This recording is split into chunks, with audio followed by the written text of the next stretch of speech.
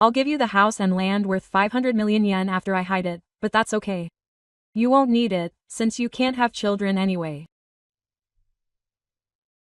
My husband's face is earthy as he lies in bed, and his voice is surprisingly cold. He was told that he was in the final stages of pregnancy and had only a few children, and his attitude worsened day by day. The hidden 5 words can be used on my throat. My mind went blank as I learned this for the first time in my 19 years of marriage. The impact of the arrow made me almost give up on my dream of having children with my husband. Yes, he's my son, 13 years old. The lies and pretenses I've told him so far come to light in my husband's unmoving expression. The days of infertility treatment come back to me like a sword. My husband's cruel confession rings in my ears as I stand there. It was hard to hold back my laughter every time I saw you going to infertility treatment every day. I have a child. But shut up. I wanted a successor. You're a useless woman. My whole body trembled. The pain of parking and shooting every night while crying. The humiliation I felt on the journey for the examination. My mother-in-law coldly asked me if I had a child yet. Everything collapsed in an instant. I quit my job at a publishing company to become a writer from home, and have been living under my husband's watch. What on earth was that for? I've already signed the will. All of the assets worth billions of yen belong to my son. You have no place in the house anymore. Something has changed in the depths of my eyes. I won't leave you with a single fight. Get out of this room now. I took out a piece of paper from my bag. My husband's expression instantly frightened. What is that? What you wanted to know. At that moment, I heard the footsteps of several people approaching slowly from outside the room. The door to the hospital room opened, and a strange boy and a lawyer were standing there. The boy stared at me, then turned his gaze to my husband.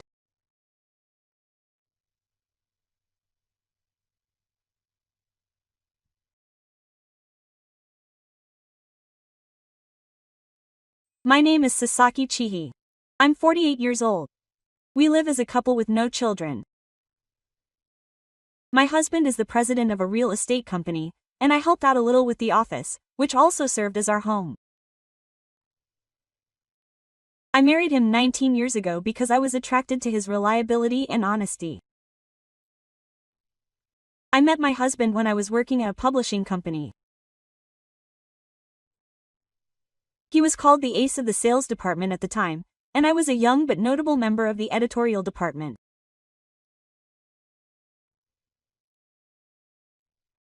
When we first met, I found him difficult because he was results first and numbers first, but when we worked together on a project, we unexpectedly got along well. Favorite music, favorite movies.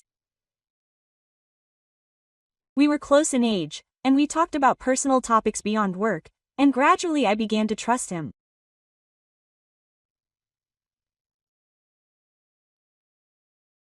When we started dating, my husband was really kind and always took care of me on dates, and even accompanied me to a signing session for my favorite author. There was no reason not to trust him. After 2 years of dating, I married him. My husband became independent and started a real estate company, and I left the publishing company at his request. I actually loved that job. But I really wanted to respond to his words that he wanted to cherish his family. Small home office at first, I was happy. We worked together to realize the future. I dreamed that if we had a child, our life would be more lively, but the reality was different from what I expected. It's been 3 years since we got married. I was diagnosed with a body that makes it difficult to have children. My doctor told me that there was hope if I received treatment, but my husband simply said that we could be happy together. I don't know how much those words saved me, but I'm sure they weren't his true feelings. Since then, my husband has changed little by little. He comes home later and stays silent at home, not even looking at me. He acts loving in front of my mother-in-law, Kiko-san, but he is cold towards me, with minimal conversations and vague responses, as if I have become invisible, and I can feel my heart being worn down. Now my husband is in the hospital with a terminal illness. His wife's name is 3 months old. I go to the hospital every day. I have been able to endure his selfishness without complaining, because he was with me for 19 years. Even if my heart was drifting away, I was planning to see him through to the end as a wife, but my mother-in-law's words were merciless. Because he was such a wife, Mado also became ill. When I was told such words with a cold expression, I no longer knew where to turn for support in my heart. Still, I smiled. I think I had no choice but to laugh. To my mother-in-law, I was a stranger with insufficient family background and bloodline. To be honest, it was painful to be treated as if the 20 years of devotion to my husband had meant nothing. Still, I told myself, it was the path I chose. But somewhere in my heart, I had always felt that my husband wanted me to replace his mother. He had been controlled by his mother-in-law since he was a child, had excessive expectations on him, and had always lived with a suffocating feeling. It may have been natural for him to seek warmth from me, but the moment he found out I couldn't have children, he turned his eyes away.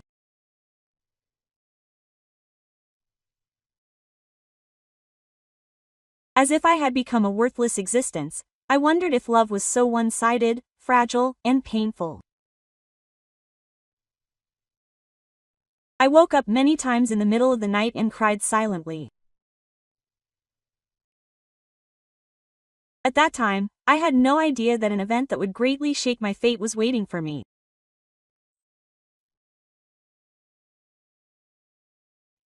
My mother-in-law's attacks became more and more intense with each passing year.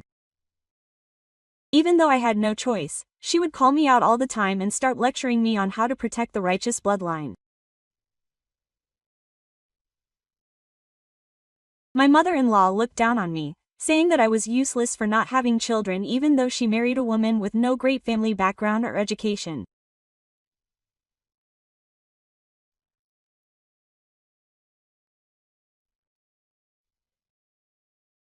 In front of guests, she would brag about how good my daughter-in-law was at cooking, but as soon as the guests left, she would spit out the food and throw it in the trash right in front of me, and I endured it because I didn't want to cause trouble for my husband.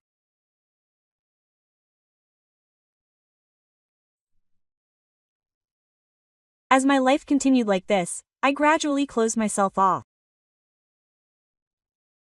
I was not allowed to go out to work, so I continued to work as a writer in secret.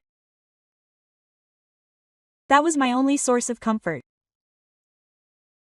And I saved money little by little in my own account just in case.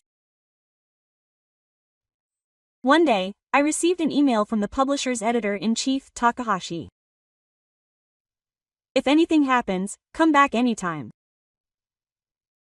It was a short message, but that 1 minute gave me courage. I remember what my best friend, who is now a lawyer specializing in divorce issues, once told me. If we ever end up getting divorced, I will definitely help you. That promise lit a faint light deep in my heart. It was just before my husband collapsed. I wanted to fill the hopeless loneliness. I wanted to light up this dark life with some small light. A warm, soft presence that heals me. I decided to buy a dog. I had been hesitating for a long time, but my husband's cold response when I consulted him gave me the push I needed. Do whatever you want. This prompted me to get a small Shiba Inu at a pet shop. It was fluffy and fluffy. The way it looked up at me with its round eyes warmed my heart. I look forward to meeting you today. When I called out to him, the puppy answered by wagging its little tail with all its might. From that day on, my days began to regain color little by little. I would get up early in the morning to go for a walk, and at night I would read a book while feeling the warmth of the puppy sleeping on my lap. It was a busy but fulfilling time that I didn't have time to feel lonely without my husband. During my walks, I started to interact with the neighbors more. He's so cute. What a good dog. I was surprised at how naturally I smiled when someone called out to me. Among them, I started to talk to an elderly woman in a friendly manner. She was small and had a silvery dog, and she had a gentle smile. My late husband also had a Shiba Inu. I miss it. I sat on a bench next to her as she said this, and while stroking the puppy, I naturally opened up to her. Her gentle voice seemed to penetrate my heart. But when I got home, reality was waiting for me. Every time my husband came home, the puppy barked with great force. Why are you barking at me? Sometimes I would yell at him, spat out all kinds of things and yell at him for being noisy. I'm sure dogs instinctively know who is kind and who is not. I told the puppy over and over again. When Daddy comes home, I'll be a good boy, but the puppy never tried to get close to my husband. One day, while walking the puppy, I met a woman who looked familiar. I often see this woman at the Hello Work office where I recently started living, and the person she is with seems to be her son. When the boy sees the puppy, his eyes light up and he comes over to write with vigor. Surprised by his vigor, I quickly pull the lead to stop the puppy. When the woman sees my face, she quickly pulls the boy's shoulder and quickly leaves the place. The woman's attitude was strangely unnatural and a small sense of discomfort stuck in my heart. This discomfort may have been a sign of some kind of inheritance, but at that time I was so engrossed in the peaceful time I spent with the puppy that I didn't even try to notice the true nature of the discomfort. Then I received a sudden call from my husband's company. The president collapsed and was rushed to the hospital. Please come to the hospital immediately. I hurriedly caught a taxi and even on the way to the hospital I prayed many times. I hope he is safe, but the doctor's worrying states were cruel. The disease is terminal. The wife's name is only 3 months old. My parents died early, and my husband was the only family I had as a single child. I can't say anything. Even though he was cold to me, he was my husband who supported me for 19 years. I know that it is times like these that I must support him, but my legs are shaking and I feel like I might collapse at any moment. The days that followed were like a storm. I went to the hospital in the morning to take care of my husband. I brought him the food he wanted, and rubbed him for hours when he said he was in pain. In the afternoon, he seemed to feel a little better, and told me to go home because he was going to sleep. I was tired from caring for my selfish husband, and my mood became depressed. There were nights when I couldn't sleep, worried about how I would live if my husband died. If the puppy hadn't been there to comfort me, I might have been overwhelmed by anxiety and fear for the future.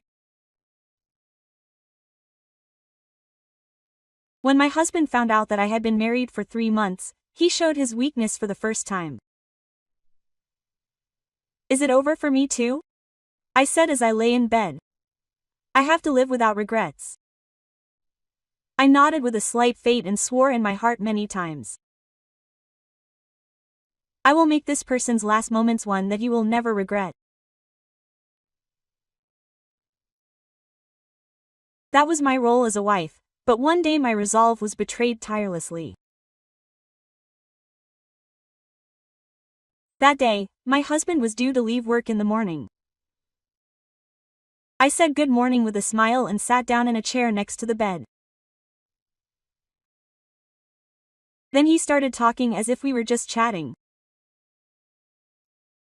I'll give you all of your luxurious house and land when you're 13, but isn't that nice? I couldn't understand what he said and asked him back in a hushed voice. What are you talking about after that? My heart was beating so hard my fingertips were cold. My husband continued without any remorse. "Oh, actually, I have a son who is 13 years old." He had a calm face. It was as if he was telling a heartwarming family story. "There is a woman who gave birth to my child. I'm grateful." I just trembled in the chair. Anger and despair surged over me, as if the blood was flowing backwards.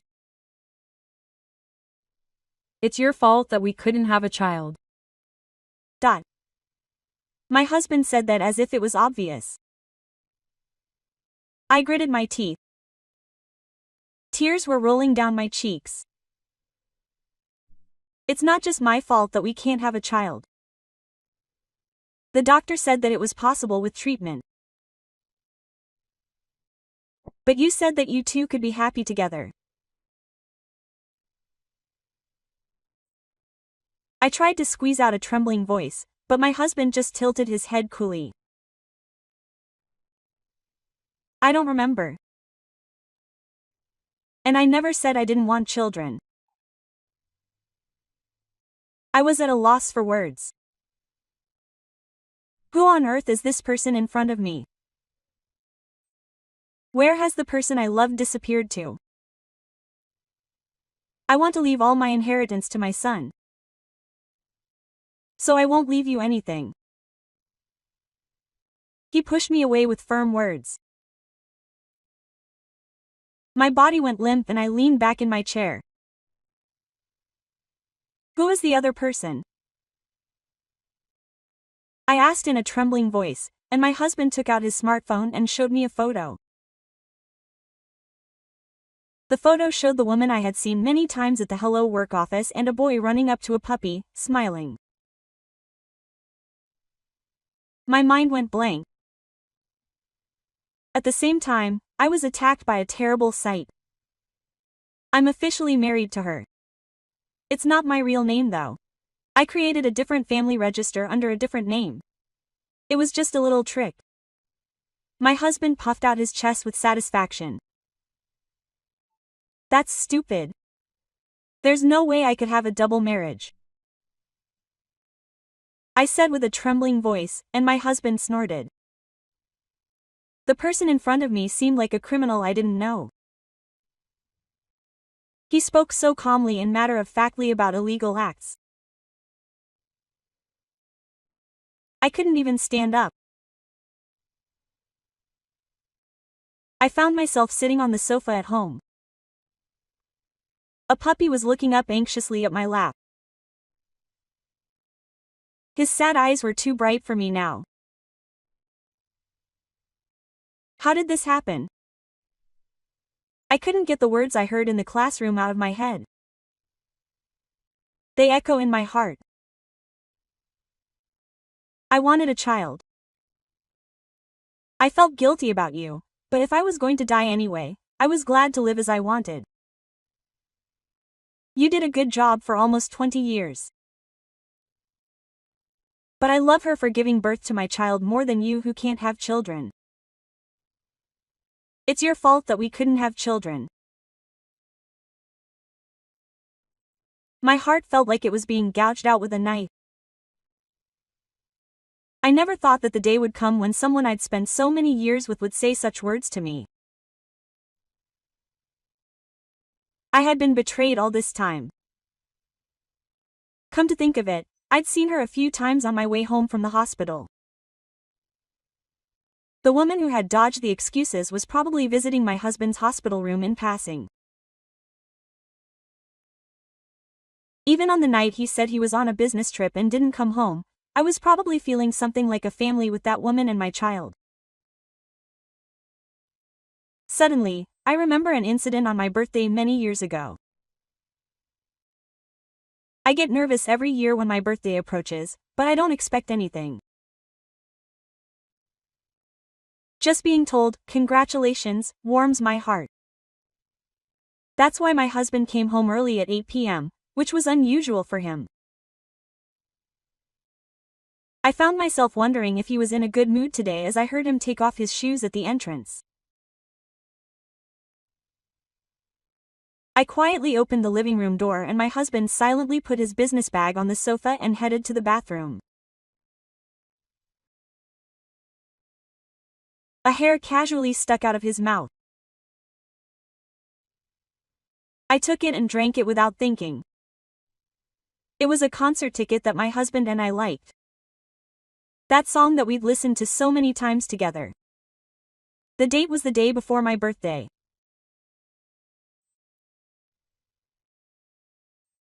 And it was a surprise arena seat. I gently put the ticket back in my bag with trembling fingers. I was so happy that my heart was filled with joy. That person remembered my birthday. I wondered how he would give me the ticket. What kind of face he would make when he invited me. Just imagining it made me laugh naturally. But without any conversation, the day before my birthday came and my husband didn't come home. My husband sent me a message saying he was on a sudden business trip. And on the day of my birthday, he didn't come home. There was no contact, not even a word of congratulations. I bought a cake by myself and looked at the food lined up on the table by myself. I wrapped it in plastic wrap and put it in the fridge without being able to do anything. The light of the fridge looked dazzling in the dark, and I gently put the cake away and put my hand on my chest. I was looking forward to it so much. The concert ticket from that time. I'm sure he called it a mistress too. Not me. I was pathetic. Where should I vent these feelings? For a few days, I was just consumed by pain, but the little puppy Cloudy looking up at me and rubbing against me saved my broken heart many times. This is the only one who will never betray me no matter what. I also remembered the words of editor-in-chief Takahashi and Toko. I wiped my tears and looked ahead. No matter how badly my husband has done to me, there is only a little time left. I began to think that I want to at least give him a peaceful life. And I took the divorce papers in my hand and headed to the hospital room. It's okay. I'm getting divorced. But I'll demand alimony, he said. When I presented him with the divorce papers, he quickly filled them out and said cheerfully, "Please file it right away." He didn't seem to have any doubts about his future. I quietly nodded and left the hospital room. That night, the hospital contacted me and the nurse explained with an apologetic look that it had become a big fuss. The mistress, who was told by my husband that we were divorcing, called the city hall to confirm and was informed that double marriage was impossible, and she returned to the hospital room in anger, and it seems that a fierce argument unfolded between the two of them. Was my marriage to me a lie? My husband desperately tried to explain himself to the crying mistress, but the mistress ran out after learning that he was a con man. The shock caused my husband's condition to suddenly change, and he received emergency treatment. The next day, when I visited the hospital room to tell him that I had filed for divorce, my ex-husband was no longer the same. He was thin, and there were dark circles under his eyes. You must have told him something. My ex-husband yelled weakly. I quietly shook my head. I didn't do anything. You're the one who caused this. I said that and returned the kiss, and the door to the hospital room opened and the mistress and the boy came in. The mistress's face was cold. The boy glared at me with eyes full of techie. It's this woman. He shouted and pushed me away. I groaned but stood there in silence. The mistress ate the boy and turned to my ex-husband. I just came to get my things. I won't come again. You betrayed us. It's over now. The blood drained from my ex-husband's face at those words. Please wait. Please believe me. I love you and my son. A desperate scream echoed in the hospital room. My ex-husband tried to jump out of bed, but he couldn't put any strength into his legs and collapsed to the floor. A nurse who heard the commotion came and tried to help my ex-husband, but he shook off the nurse's hand and shouted. Are you abandoning me, who is about to die? It was pitiful to see him trying to carry his mistresses. The mistress only glanced at me and took the boy's hand and left the hospital room. I left the room following in her footsteps. I could hear my ex-husband's crying and the nurses panicking. I had one thought. I didn't want to have anything to do with my ex-husband or his mistress anymore. I just wanted to think about getting my life back. Since my divorce was finalized, I've been trying to separate my ex-husband from my life. It doesn't matter anymore. I told myself that many times, but sometimes I get calls from the hospital, but when I think that I don't need to go and see him, I feel a strange relaxation in my shoulders. When I open the front door and say I'm home, the puppy comes running up to me as if it's been waiting for me. The moment I'm greeted by those pure eyes, I smile quietly. Are you okay? I have this puppy. No matter how lonely some nights I feel, I'm not alone anymore. I've been gradually opening up to the neighbors I meet on my walks.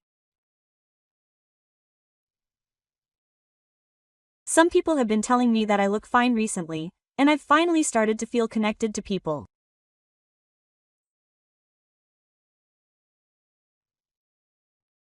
One day, an elderly woman who I had been close to for a long time took my arm and said, "You've looked better recently.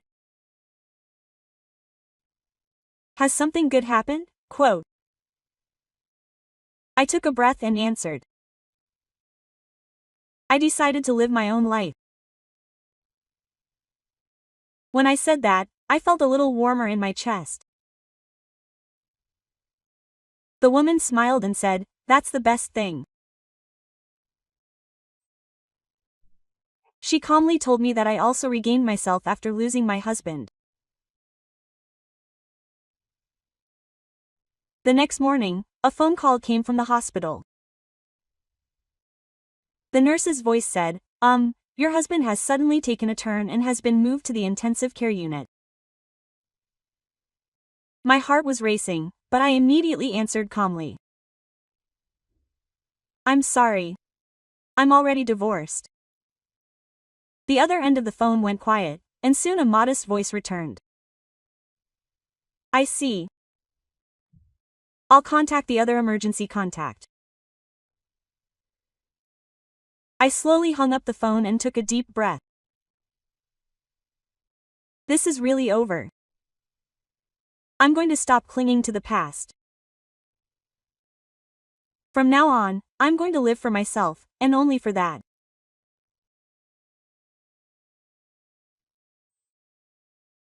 Three months after the divorce was finalized, my smartphone rang for the first time in a while, and the moment I looked at the screen, I gasped.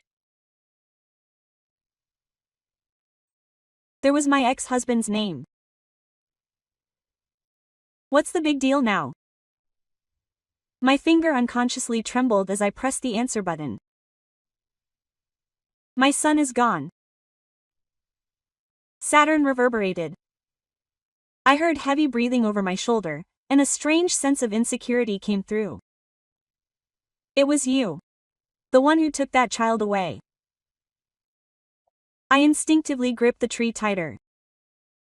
Don't mess with me. I would never do such a thing. I answered while suppressing my anger and astonishment. But my ex-husband didn't listen at all. You hate us, don't you? You're trying to get revenge. I was touched by the way he rambled on one-sidedly. I don't know anything. I don't want to see your faces anymore. I retorted angrily, but my ex-husband's yelling didn't stop. I'll call the police. With that, the call was cut off one-sidedly.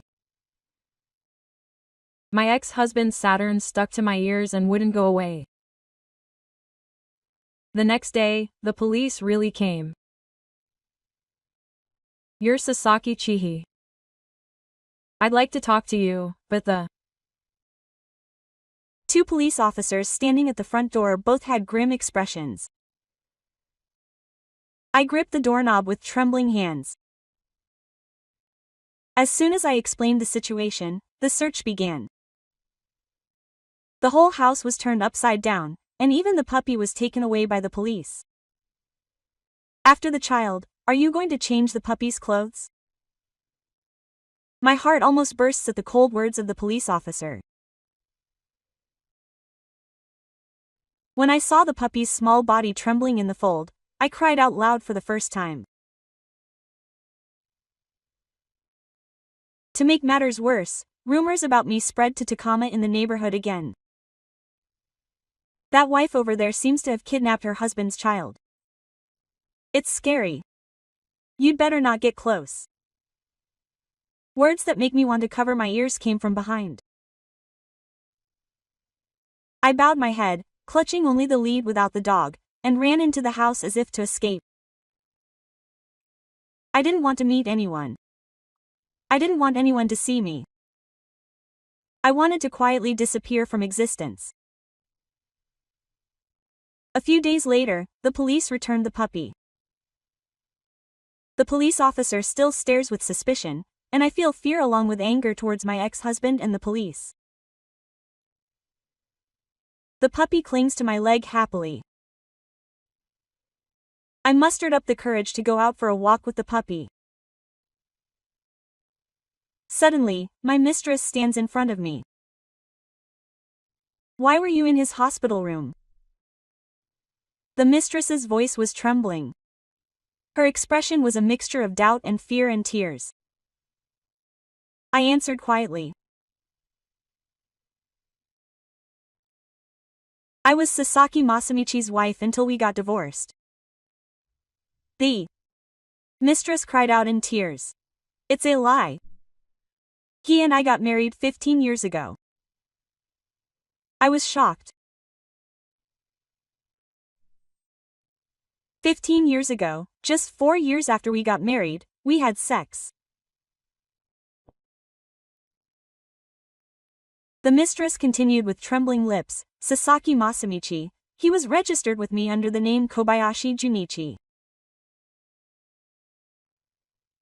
I checked with the city hall and found that there was no such family register. The woman dropped her shoulders and exhaled heavily. It was all a lie. I waited for the mistress to calm down and then asked, "Where is your son now?" The mistress raised her head sharply. "He's at a friend's house." Unable to bear Ma's verbal abuse and restraint, Takuto ran away from home.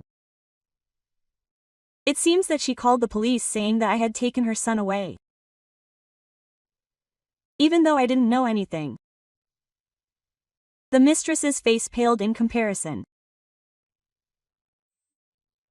I couldn't believe that person. I gently took the mistress's hand, which was shaking her lips so much. "Would you like to go to the police with me to prove that your son is safe?"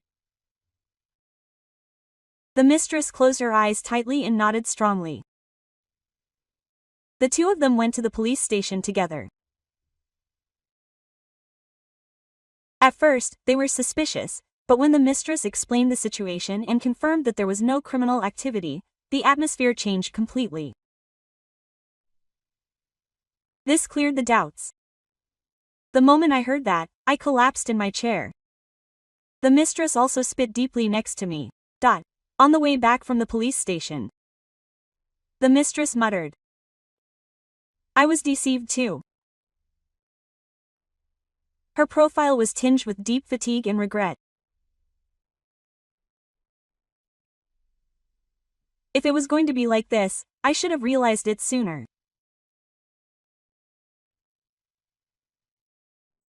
I didn't say anything and just quietly put my weight on her.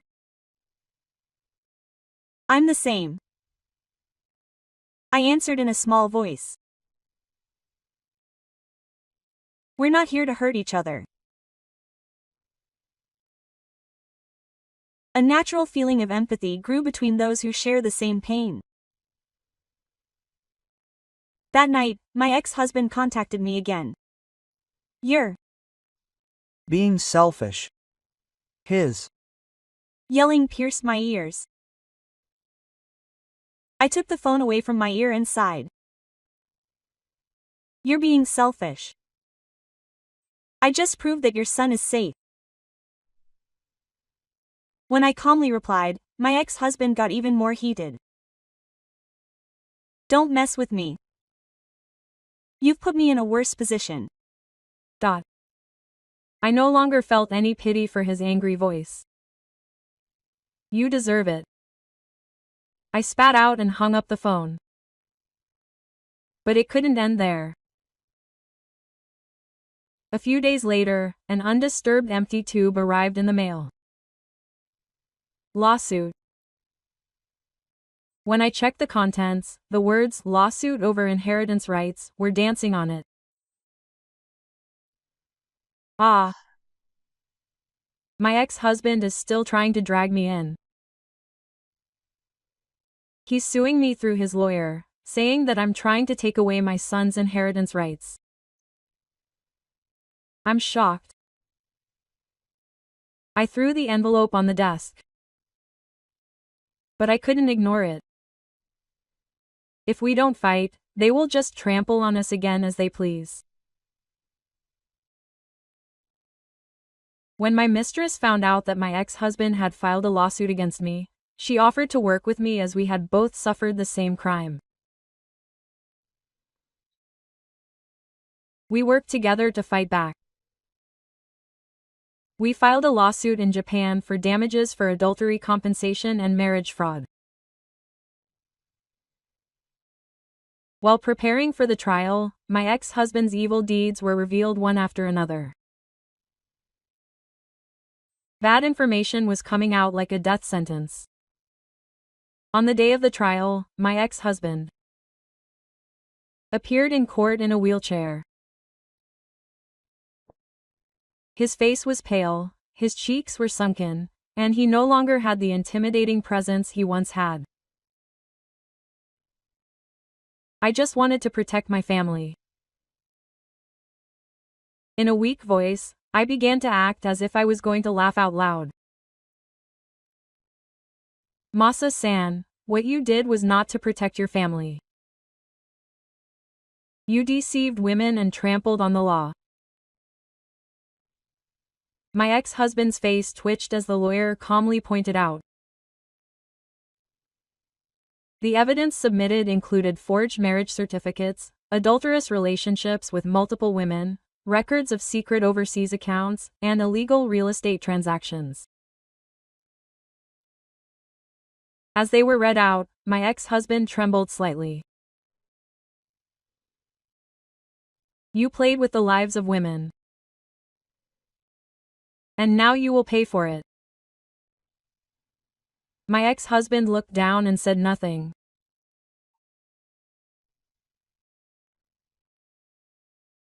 As if he had given up on everything, the trial ended and the mistress muttered, "I was so happy when he proposed to me."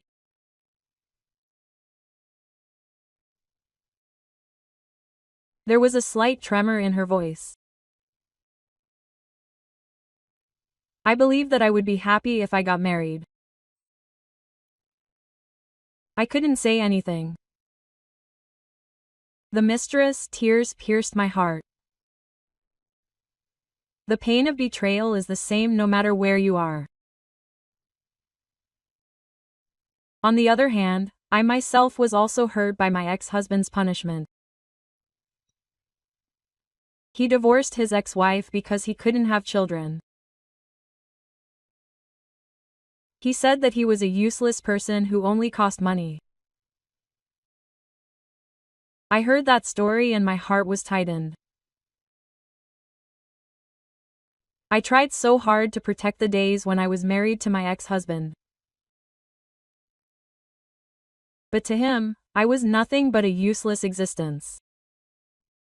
The trial reaches the end of the family. Our lawyer presented new evidence. Evidence that my ex-husband had bought up several lands under false names. All of those lands were in arrears on taxes and were on the verge of being brothers. I guess they were all bought for show. The mistress said in a stunned voice. I could only sigh. My ex-husband's lawyer gradually lost momentum. It's not a good idea to fight anymore. He finally said those words. But my ex-husband still tried to go up. I'm not to blame. It's all their fault. That cry didn't reach anyone's heart. It just echoed in vain to the emperor. The judge spoke. What you did was a serious outrage against the law. He spoke harshly. Furthermore, it caused great damage and pain to the people around you. We must take this seriously. My ex-husband no longer had the energy to argue, and a deep despair was smeared on his face. Soon the day of the trial approached. We were beginning to feel the satisfaction of justice. The darkness that had been shrouded in darkness would soon end. Even if it was just a faint light, it certainly illuminated us. After the ruling, my ex-husband sat in a wheelchair, shaking his emaciated head as he left the room. There was no trace of the man who once behaved so dignifiedly as a king. I looked at him calmly. Somewhere in my heart, I felt pity for the person I once loved, but the pain of being betrayed was deeper than that.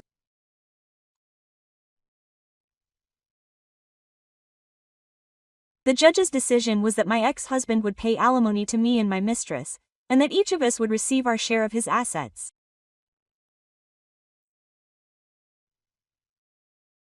My ex-husband was found guilty of fraud and forgery, and there was a possibility that he would be charged with criminal offense.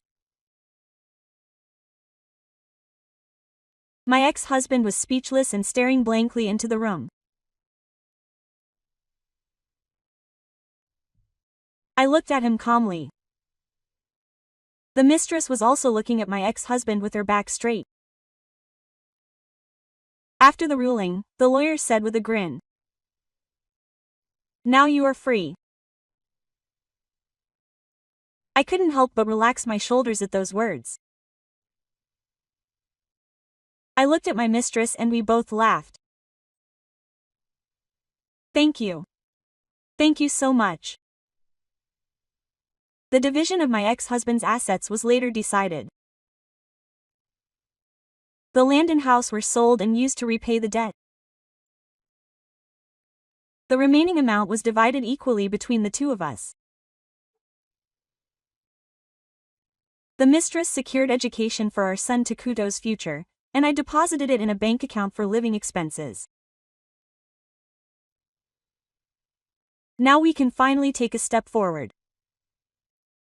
I thought this from the bottom of my heart as I held the dog in my arms. After the trial, I started meeting with my mistress regularly. She invited me to lunch together next time, and I nodded happily. She was also desperately trying to overcome her past. Now she wants to live on her own. Hearing such words gave me courage. A small exchange between Takuto, me, and our puppy also began. At first, the child who didn't even try to look me in the face said this while stroking the puppy at the entrance. "This child is really cute. It's healing."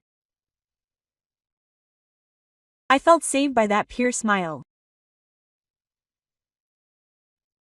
Takuto must be growing up with various conflicts. We adults have always hurt Takuto. At least from now on, I want to support each other. I looked up at the sky and saw a clear blue sky. I took a deep breath. This air filling my chest makes me feel alive. I don't need to be tied down by the past anymore. I can create my future from now on. With my own power. When I got home, the puppy greeted me with a wagging tail. "I'm home. He was a good boy today." When I stroked his head, he jumped up happily. I smiled and swore in my heart. From now on, I will accumulate small but certain happiness with this puppy. There's no need to rush. Slowly and surely, I will get my life back.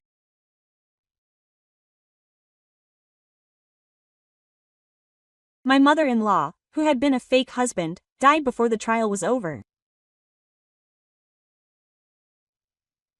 As the bad deeds of her proud son were revealed one after another, my mother-in-law stopped leaving the house. She couldn't bear the cold stares of the world.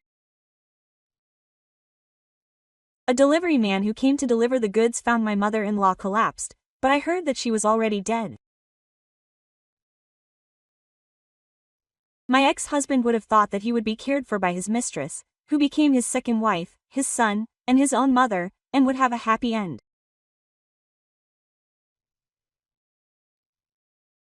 However, in reality, my ex-husband died alone in a care facility, without anyone seeing him. I heard that as the disease progressed, he gradually lost the ability to speak and act. One day, a staff member from the facility came to visit him and asked, "Is there no one to visit you?" At that time, my ex-husband was just shedding tears. My ex-husband died quietly without anyone to apologize to, and without anyone to forgive him. He may have finally realized that he had apologized, but it was too late. There was no apology. He died quietly, watched over by the staff of the facility, because he had no family. I have finally started to walk my own life. I have found a new job. I am in charge of a rewarding job at the local community center. It all started with an introduction from an elderly woman who I became friends with while walking her puppy. It's because you spoke to me kindly with your little one that time. Those words, when she smiled and said those words, remain warm in my heart. I can now believe that I can survive on my own. I was betrayed by my ex-husband and my mistress was deceived by him. Strangely enough, we now occasionally eat together. We laughed and said that we never thought we would be connected in this way, and I want to cherish this bond. Apparently, her mistress is now living peacefully with their child. Whenever I remember her at the Hello Work office, worried about Juku Day, I think to myself, she's done well to get here.